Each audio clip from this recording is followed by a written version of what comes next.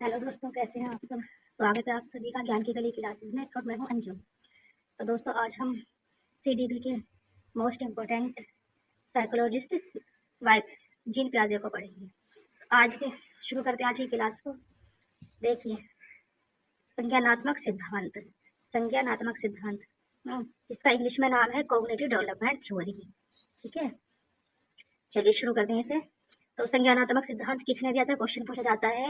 या cognitive development theory किसने दी थी? जीन पियाजे ने दी थी। किसने दी थी? जीन पियाजे ने दी थी। जीन पियाजे का बर्थ कब हुआ था? याद रखिएगा, जीन पियाजे का बर्थ हुआ था 9 अगस्त 1896 को और डेथ हुई थी 16 सितंबर 1980 को। ठीक, अब इनके बारे में कुछ मोस्ट इंपोर्टेंट चीजें जान लीजिएगा। इनके जो कहलाए जाते हैं, ये फादर कहलाए जाते हैं। किस चीज के? जेनेटिक एपिस्टेमोलॉजी के, है ना। किस चीज के? जेनेटिक एपिस्टेमोलॉजी के, डेवलपमेंटल साइकोलॉजी के और कोग्निटिव डेवलपमेंट के। क्या कहलाए जाते हैं? ये फादर। इन तीनों चीज के ये फादर कहलाए जाते हैं। किसके? कोग्निटिव डेवलपमेंट के, डेवलपमेंटल साइकोलॉजी के और एपिस्टेमोलॉजी, जेनेटिक एपिस्टेमोलॉजी के। ठीक है, ये याद रखिएगा, क्वेश्चन कई बार पूछा गया है कि इन्हें किस चीज का फादर कहा जाता है। तो किस चीज का? कोग्निटिव डेवलपमेंट का, डेवलपमेंटल साइकोलॉजी का और जेनेटिक एपिस्टेमोलॉजी का। ठीक है, आगे चलते हैं। देखिए, और इनके बारे में कुछ और जान लेते हैं। इन्होंने कुछ बुक्स लिखी थी। इनकी बुक्स का नाम जान लेते हैं। एक बुक लिखी थी इन्होंने, the language and thought of the child. The language of the end thought of the child most important है, कई बार पूछा गया है ना। और साइकोलॉजी ऑफ द चाइल्ड, ये साइकोलॉजी एल है, ये है ना, साइकोलॉजी ऑफ द चाइल्ड और origins of intelligence in children. ये दो बुक्स जो है, ये दो मोस्ट इंपोर्टेंट है, इन्हें याद रखिएगा, है ना। ये डेट्स चाहे आपको याद रहे ना रहे, ये जरूर पूछ लीजिए, याद रखिएगा। आगे है other name of Piaget's theory.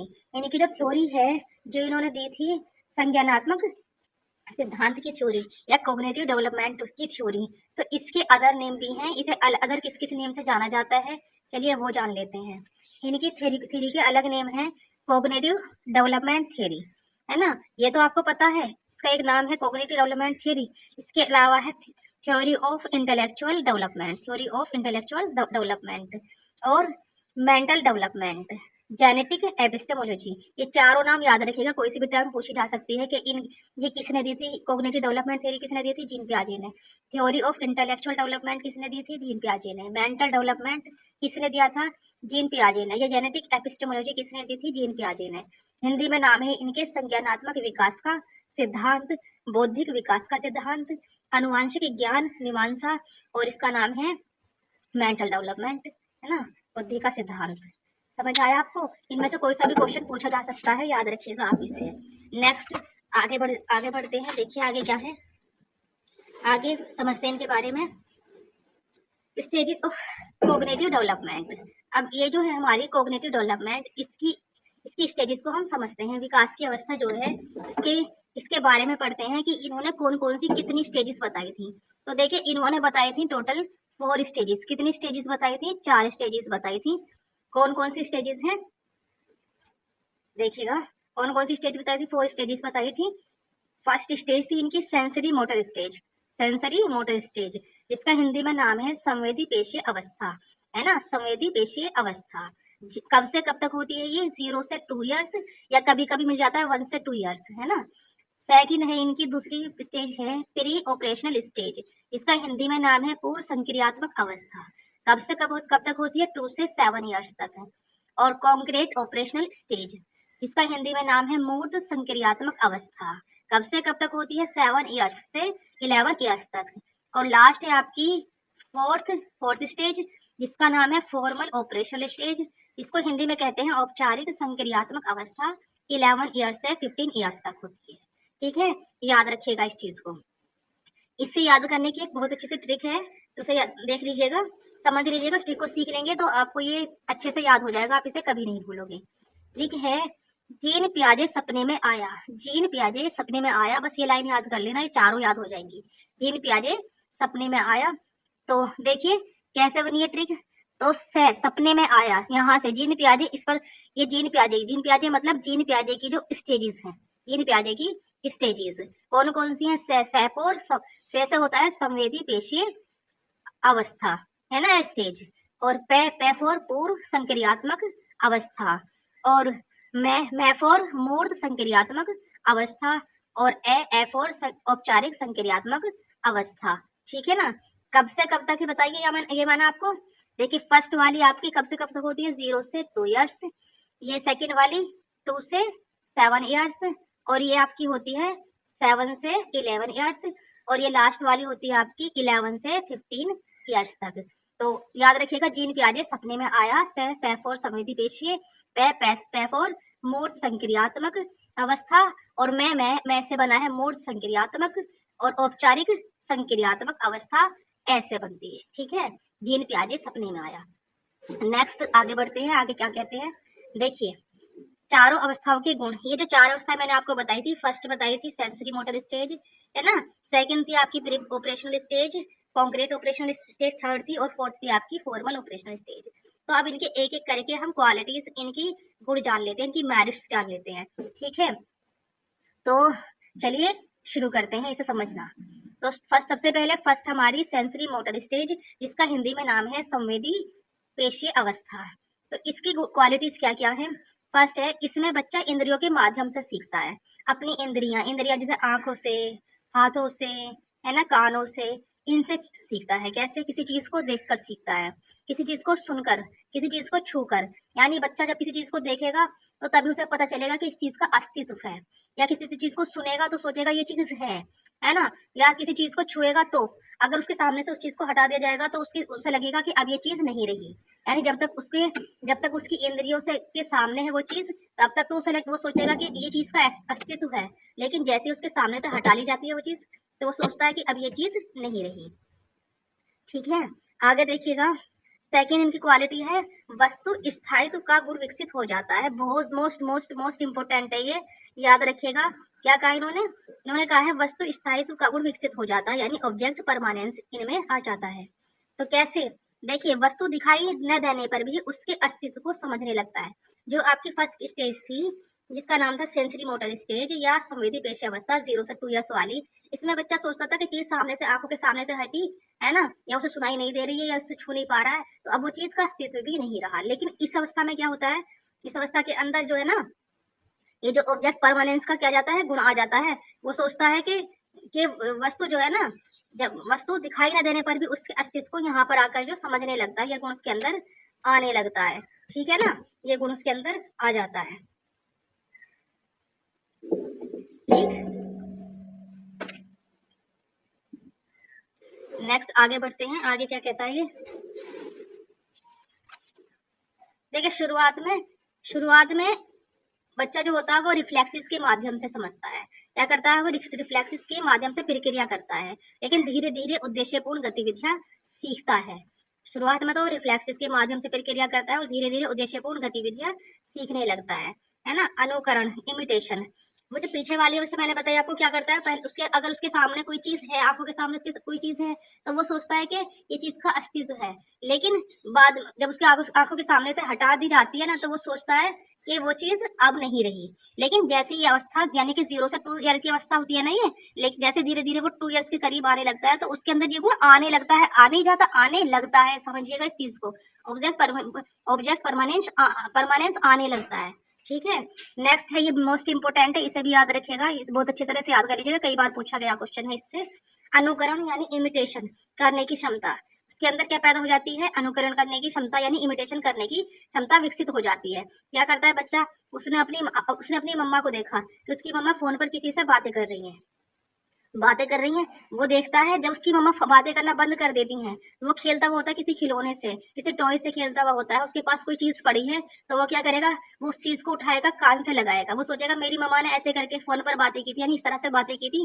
वो अपने टॉय को भी क्या समझेगा? फोन समझ लेगा, और फोन समझ कर उसे कान से लगाकर बिल्कुल वैसे ही बातें करने की, वैसे ही नाटक करने की कोशिश करेगा जैसे उसकी मम्मा कर रही थी। ठीक है, आगे चलिएगा। प्री ऑपरेशनल स्टेज यानी कि क्या है ये? आपकी सेकंड स्टेज है, जिसका हिंदी में नेम है पूर्व संक्रियात्मक अवस्था के गुण। मैंने आपको समझाया था, जीन पियाजे सपने में आया, याद रखिएगा। सेफोर संवेदी पेशीय, पैफोर पूर्व संक्रियात्मक, है ना, और मैफोर मूर्त, और ए फॉर औपचारिक। तो सेकंड स्टेज है आपकी प्री ऑपरेशन स्टेज, जो 2 से 7 साल तक होती है। इसका हिंदी में नाम है पूर्व संक्रियात्मक अवस्था। अब इसके गुण समझ लेते हैं। इस स्टेज में, है ना, जो आपकी क्या है, ये प्री ऑपरेशन स्टेज 2 से 7 साल तक 7 साल तक होती है। पूर्व संक्रियात्मक अवस्था इसे कहते हैं। इसके गुण समझ लेते हैं। इस स्टेज में बच्चे की भाषा और प्रतीकात्मक सोच तेजी से विकसित होती है। यानी जो प्री ऑपरेशन स्टेज है 2 से 7 साल तक वाली, इस स्टेज में बच्चे की भाषा, उसकी भाषा और प्रतीकात्मक सोच तेजी से विकसित होती है। यानी उसके अंदर सीखने की जो चीज है ना, प्रतीकों के माध्यम से सीखता है वो, उस भाषा के माध्यम से सीखता है, और उसकी खुद की भाषा भी विकसित होती है। ठीक है ना। लेकिन अभी तार्किक सोच जो होती है ना, वो पूरी तरह से विकसित नहीं होती। और ये देखिए मैन गुण इसके, अब इसके मैन गुण समझ लीजिएगा, जो मैन क्वालिटीज हैं वो समझ लीजिएगा। Very very very most important है आपका ये कि लैक ऑफ लॉजिक यानी कि उसके अंदर लॉजिक का क्या हो जाती है, लैक हो जाती है। लैक ऑफ लॉजिक आ जाता होता है उसके अंदर। अभी वो लॉजिक को नहीं समझ पाता। जैसे एग्जाम्पल है, खुद खाएगा तो अपने डैडी को भी वही चीज खिलाएगा। मान लो उसकी मम्मा ने उसे कोई चीज दी खाने के लिए, तो वो क्या करता है, वो खुद खाता है, और वो सोचता है उसके पास जो डैडी है ना, उसे भी भूख लगी होगी, तो वो उसे भी खिलाने लगता है। ठीक है, तो उसके अंदर लॉजिक नहीं होता, वो नहीं समझ पाता कि ये उसकी तरह नहीं है। ठीक है। सेकंड क्वालिटी है इसकी सिंबॉलिक थिंकिंग ये इसकी क्या है, सेकंड क्वालिटी है। तो ये क्या, इसमें क्या करता है बच्चा, इसमें बच्चा ये करता है, देखिए सिंबॉलिक थिंकिंग में एक चीज को दूसरी का प्रतीक समझने लगता है। जैसे कि मैंने पीछे समझाया आपको, क्या क्वालिटी आ जाती है, सिंबॉलिक थिंकिंग उसके अंदर क्या करती है, आने लगती है, यानी सिंबलों के माध्यम से वो सीखता है। तो एक चीज को दूसरी का प्रतीक मानता है। क्या करता है, जैसे उसने मामा को देखा फोन पर बातें करते हुए, पहले वो अपने किसी टॉय से खेल सकता था, है ना, वो समझ के कि ये मेरे क्या है, ये भी फोन है। तो यहाँ भी वो क्या करेगा, वो किसी भी चीज को उठाएगा और उसे सिंबल मान लेगा, एज ए सिंबल मान लेगा फोन का, और उसे क्या करता है, उस पर अपनी मामा की तरह बातें करने की का नाटक करेगा। तो ये क्या है, उसने फोन का सिंबल मान लिया अपने किसी भी टॉय को, है ना। या क्या करता है वो, जैसे ईंट है, ईंट को लेगा और ईंट को समझेगा कि ये ईंट जो है किसकी तरह है, किसी कार की तरह है ना, किसी कार की तरह है, किसी बस की तरह है, तो उसे उसकी तरह चलाने की कोशिश करेगा। यानी ईंट को किसका सिंबल मान लेता है, वो ईंट को सिंबल मान लेता है कार का, है ना। समझ आया आपको। चलिए नेक्स्ट आगे बढ़ते हैं। इसके अंदर नेक्स्ट क्वालिटी आ जाती है किस चीज की, नेक्स्ट क्वालिटी उसके अंदर आ जाती है, उसके अंदर भाषा का विकास।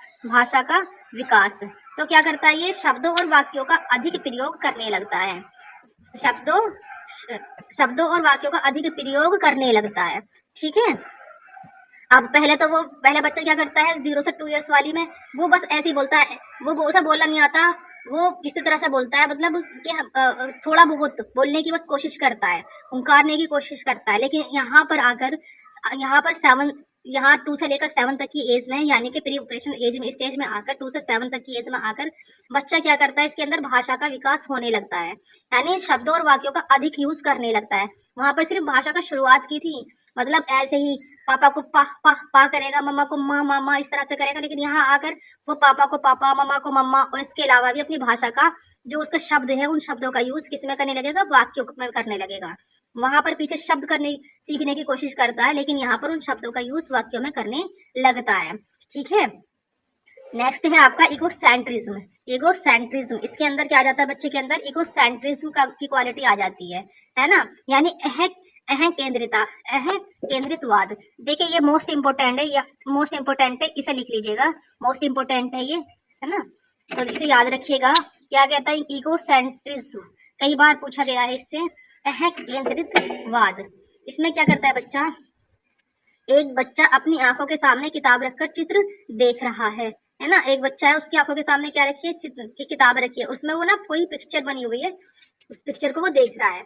तो वो सोचता है कि मेरी माँ भी उसके साथ में उसकी मम्मा बैठी हुई है। तो वो सोचता है कि जब जिस चीज को मैं देख रहा हूँ ना, इस पिक्चर को मैं देख रहा हूँ, तो मेरी मम्मा भी ये पिक्चर को ही देख रही होगी। चाहे उसकी मम्मा कहीं और देख रही हो, कुछ और सोच रही हो, लेकिन वो उसका ध्यान कहाँ है, पिक्चर की तरफ है। बच्चे का ध्यान पिक्चर की तरफ है, और उसकी मम्मा क्योंकि उसके पास बैठी है, तो सोचता है कि मेरी मम्मा भी ये पिक्चर ही देख रही होगी।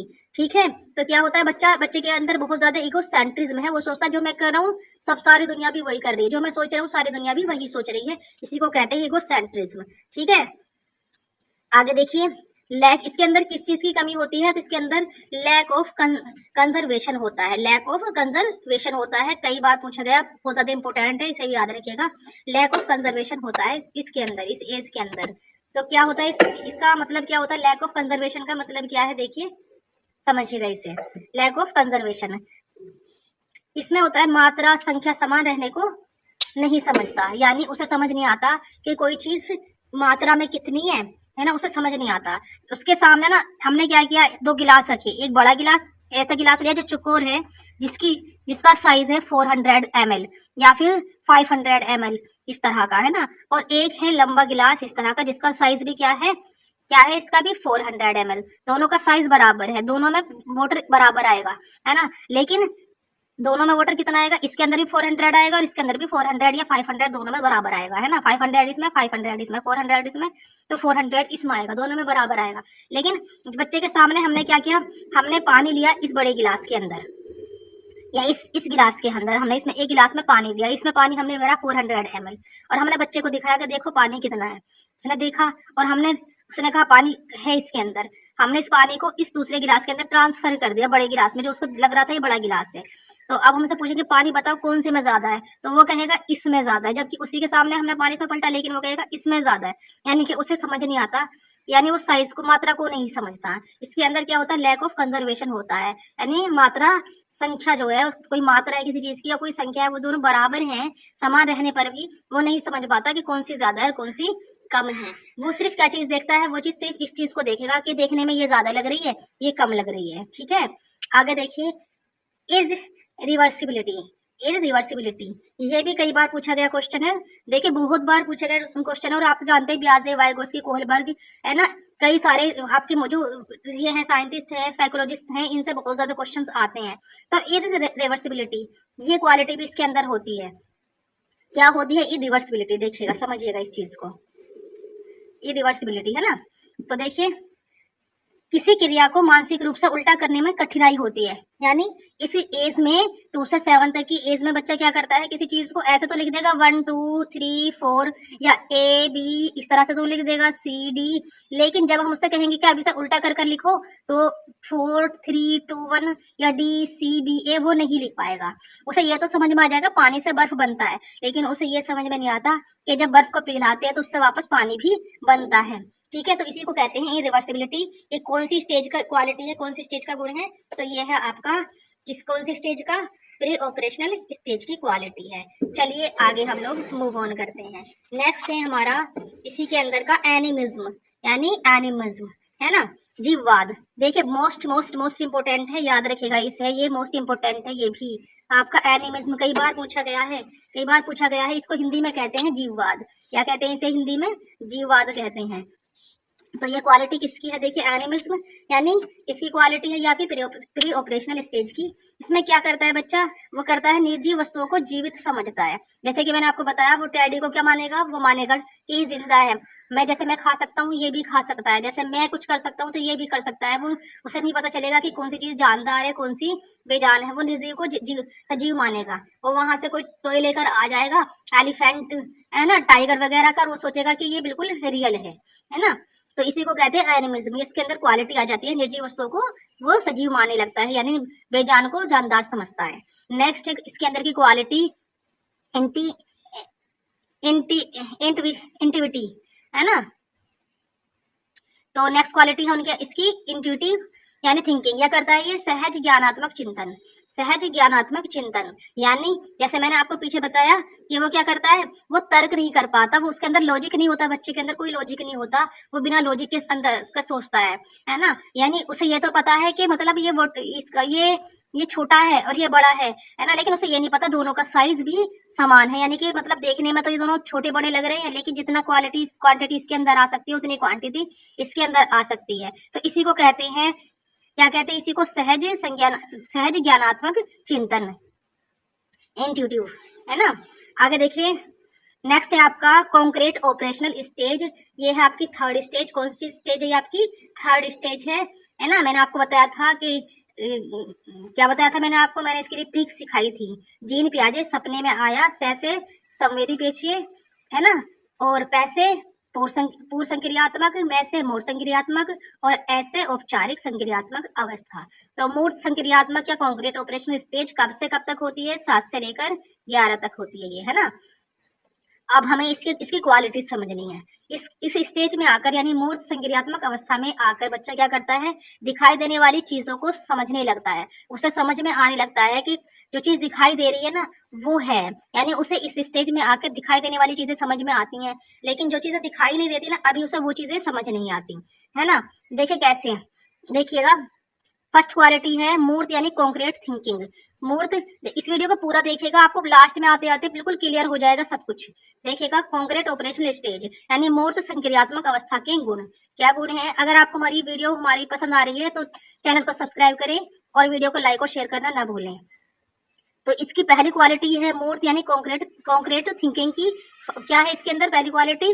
कि वो समझने लगता है कि कौन सी चीज जानवर है, कौन सा पक्षी है ना। उसके अंदर लॉजिक की थिंकिंग आने लगती है। यहाँ पर आकर क्या आने लगती है? पहली क्वालिटी इसकी, उसके अंदर लॉजिकल थिंकिंग आने लगती है, लॉजिकल थिंकिंग आने लगती है। वो दिखाई देने वाली चीजों को समझने लगता है, उसे समझ में आता है कि 4 पैर हैं, अगर 4 पैर है तो जानवर है, और उसके अगर 2 पैर हैं और पंख हैं तो वो क्या है? वो पक्षी है। उसे ये चीज समझ में आने लगती है, इसी को कहते हैं कॉन्क्रीट थिंकिंग यानी मूर्त थिंकिंग उसके अंदर आने लगती है ना।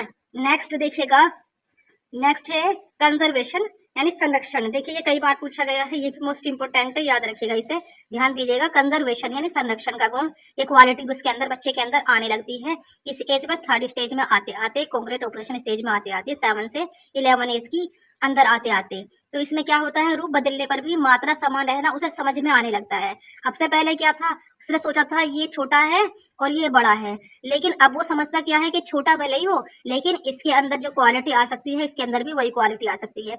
अगर इसके अंदर 400 है तो इसके अंदर भी 400 होगा, ये क्वालिटी इसके अंदर आने लगती है। इस चीज को समझने की उसके अंदर क्या हो जाती है? सलाहियत पैदा हो जाती है। कंजर्वेशन इसी को कहते हैं, कंजर्वेशन उसके अंदर आ जाता है, ये क्वालिटी कंजर्वेशन की क्वालिटी उसके अंदर आ जाती है। नेक्स्ट है आइए रिवर्सिबिलिटी, ये क्वालिटी भी किसके अंदर आ जाती है? फिर कॉन्क्रीट ऑपरेशन स्टेज के अंदर आते आते कौन सी क्वालिटी आ जाती है? रिवर्सिबिलिटी की क्वालिटी, यानी उल्टा करने पर भी, है ना, वो चीज आ जाती है कि चीज को उल्टा कर दो तो वापस ऐसे बन जाती है। यानी अगर हम पानी से बर्फ बना सकते हैं तो बर्फ से पानी भी बनाया जा सकता है, ठीक है ना। अगर हम क्या कर सकते हैं? अगर हम पानी से बर्फ बना सकते हैं तो बर्फ से फिर वापस पानी भी बनाया जा सकता है। अगर 1 2 3 4 लिखा जा सकता है तो 4 3 2 1 भी लिखा जा सकता है। अगर ABCD Z तक लिखी जा सकती है तो Z से लेकर A तक वापस भी आया जा सकता है। तो इसी को क्या कहते हैं? रिवर्सिबिलिटी की क्वालिटी भी इसके अंदर, बच्चे के अंदर आ जाती है। नेक्स्ट क्वालिटी इसके अंदर क्या आ जाती है? क्लासिफिकेशन यानी वर्गीकरण उसे करना आ जाता है, यानी वस्तुओं को उनके गुण के आधार पर समूह में बांटने लगता है। वो समझने लगता है कि जितने भी जानवर के 2 पैर हैं, एक चोंच है और 2 पंख हैं, उनको बर्ड्स में रखना है। और जितने भी एनिमल्स हैं जिनके अंदर 4 टांगे हैं, उन्हें किस में रखना है? और वो दूध देते हैं तो उन्हें किस में रखना है? उन्हें एनिमल्स में रखना। ये क्वालिटी उसे आने लगती है। आगे देखिएगा, आगे है सैरिएशन यानी क्रमबद्धता। सैरिएशन यानी क्या है? ये क्रमबद्धता।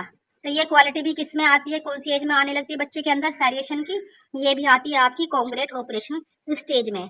इस स्टेज में क्या करता है बच्चा?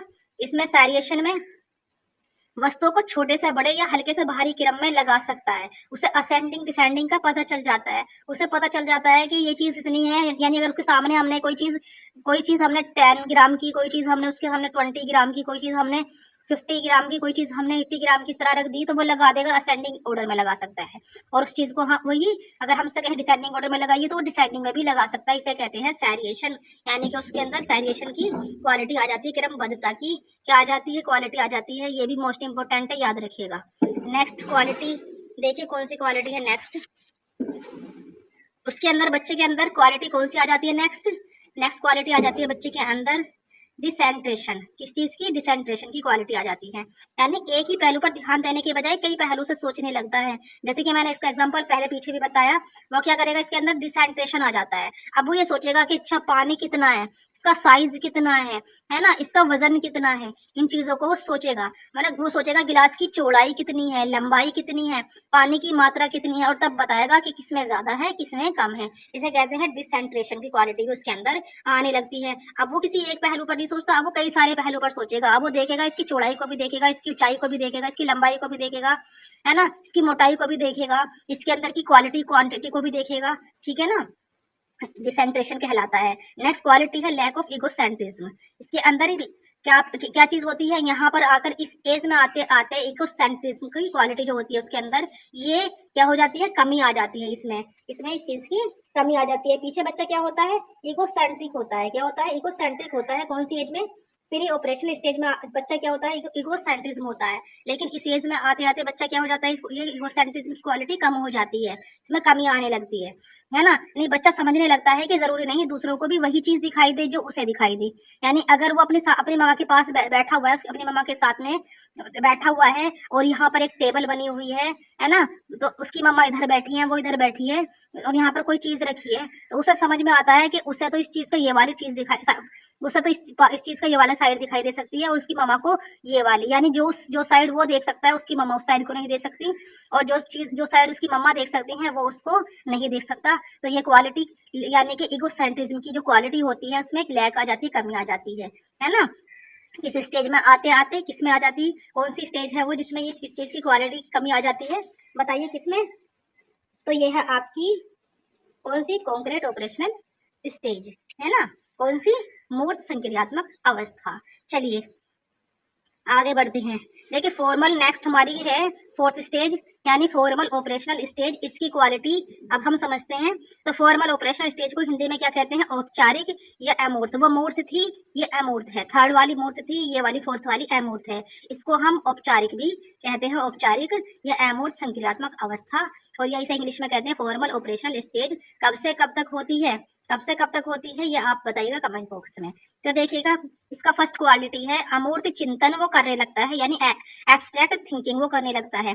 पीछे वाली जो थी मूर्त वाली थी, है ना, उसमें क्या करता था बच्चा बच्चा सिर्फ मूर्त चिंतन कर सकता था। नहीं, जो चीजें उसे दिखाई दे सकती थी, दिखाई देती हैं, सिर्फ उनके बारे में ही वो सोच सकता था। लेकिन इस स्टेज में आते आते बच्चा क्या करता है, एब्स्ट्रैक्ट थिंकिंग करने लगता है। यानी अब जो चीजें उसे दिखाई नहीं दे सकती उनके बारे में भी वो सोचने लगता है। जैसे न्याय, वो सोचने लगता है न्याय क्या है, इंसाफ क्या है, स्वतंत्रता क्या है, ईमानदारी क्या है ना, सच्चाई क्या है, झूठ क्या है, सच क्या है, इन चीजों के बारे में वो सोचने लगता है। यानी ये चीजें ना तो न्याय को देख सकते हैं, न स्वतंत्रता को देख सकते हैं, न ईमानदारी को देख सकते हैं।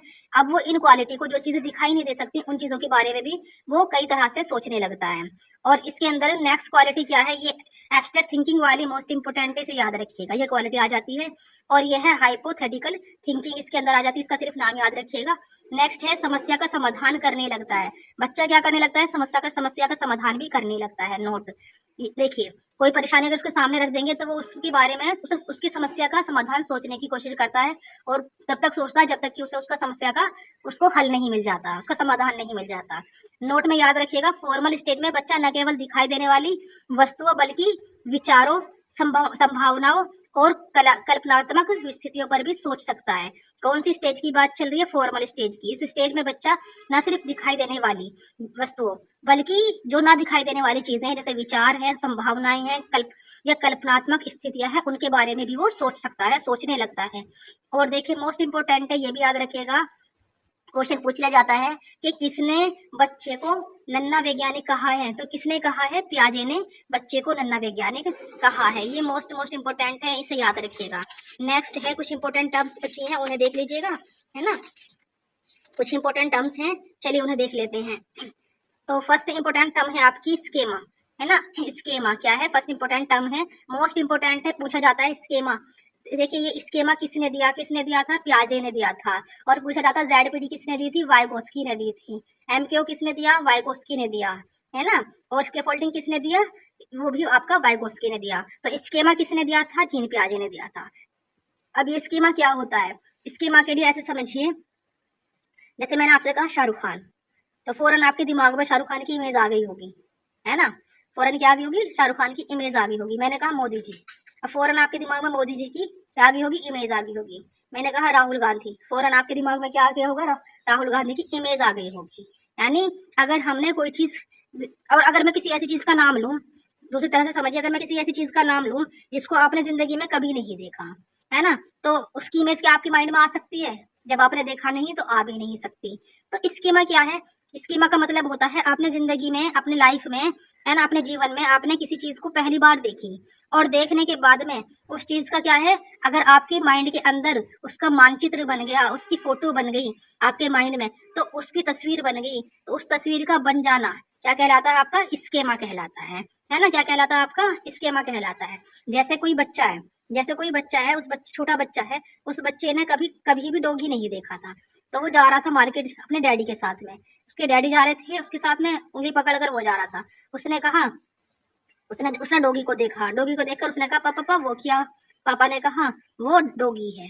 उसने कहा डॉगी है वहाँ, अच्छा फिर क्या, उसने देखा कि डॉगी है ये, अच्छा डॉगी है। उसने नोट किया कि डॉगी के तो 4 पैर है ना, उसके एक पूंछ भी है, और वो भौंकता भी है। तो उसने सोचा अच्छा ये डॉगी है। तो अब उसके बाद में उसने क्या किया, देखो उसने सोचा कि डॉगी के 4 पैर हैं, और चार चार पैर के साथ साथ उसके क्या है, एक पूंछ भी है ना, और उसका कलर कैसा है, ब्लैक है। तो उसने सोच लिया कि अच्छा ये डॉगी है। तो थोड़ी देर बाद फिर वो अपने डैडी के साथ आगे बढ़ा, आगे बढ़कर उसे फिर एक कैट दिखाई दी, कैट दिखाई दी, और उसका कलर भी ब्लैक था। उसने देखा उसके ब्लैक ब्लैक कलर की है वो, और उसके क्या है, उसके भी 4 पैर हैं, और उसके क्या है, एक पूंछ भी है। तो उसने कहा ब्लैक कलर है, 4 पैर है, एक पूंछ है। अभी डैडी ने बताया था कि 4 पैर वाला और एक पूंछ वाला तो क्या होता है, और ब्लैक कलर वाले क्या होता है, डॉगी होता है। तो उसने अपने डैडी देखा, पापा पापा ये क्या है, ये डॉग देखो डॉगी। डैडी ने कहा कि नहीं बेटा वो डॉगी नहीं, वो कैट है। उसने कहा अच्छा क्यों, हाँ। डैडी ने कहा कि देखो डॉगी जो होता है वो भौंकता है, और जो कैट होती है वो भौंकती नहीं है। उसने सोचा अच्छा, उसने 2 चीजें देख ली, डॉगी देख लिया, कैट देख लिया। वो कंफ्यूज हो गया कि ये तो ये डॉगी है, ऐसे ऐसे तो है दोनों के दोनों, इनमें फर्क क्या है। उसके दिमाग में एक स्कीमा बन गया कि ये जो है, कि जितनी भी चीजें होती हैं 4 पैरों वाली, एक पूंछ वाली, ब्लैक कलर वाली, सब डॉगी होंगे, सबको वो डॉगी मानेगा। लेकिन कुछ टाइम बाद उसने अपने देखा कि डॉगी जो था वो भौं भौं करके भौंक रहा था, लेकिन कैट म्याऊं म्याऊं कर रही थी। अब उसने क्या किया, उसमें उसने अपनी इस सोच में, अपनी थिंकिंग में बदलाव किया, है ना। तो उसने इसे बदल लिया कि नहीं ये डॉगी अलग है और कैट अलग है। तो जब किसी चीज को हम क्या करते हैं, पहली बार देखते हैं, और देखने के बाद में उसकी तस्वीर, उसकी क्वालिटियां हमारे माइंड में, हमारे दिमाग में बस जाए, तो उसी को क्या कहते हैं, स्कीमा कहते हैं। क्या कहते हैं, उसे स्कीमा कहते हैं। तो दिमाग में बना ज्ञान का ढांचा क्या कहलाता है, मेंटल स्टेज या मेंटल फ्रेमवर्क या स्कीमा कहलाता है। तो सारी क्वालिटीज को ध्यान में रखना और उसकी तस्वीर अपने माइंड में छाप लेना क्या कहलाता है, स्कीमा कहलाता है। नेक्स्ट इनकी क्वालिटी है, नेक्स्ट टर्म है जो इन्होंने दी थी, एडेप्टेशन। एक टर्म दी थी स्कीमा, दूसरी दी थी एडेप्टेशन। अब एडेप्टेशन को हिंदी में कहते हैं अनुकूलन। क्या कहते हैं, अनुकूलन। अनुकूलन किसे कहते हैं, अनुकूलन। अनुकूलन का मतलब होता है नई जानकारी या अनुभव के आधार पर अपने ज्ञान को एडजस्ट करना। मतलब समझ में नहीं आया होगा, चलो अब समझते हैं, आगे बढ़ते हैं और समझते हैं कि इसका मतलब क्या हुआ।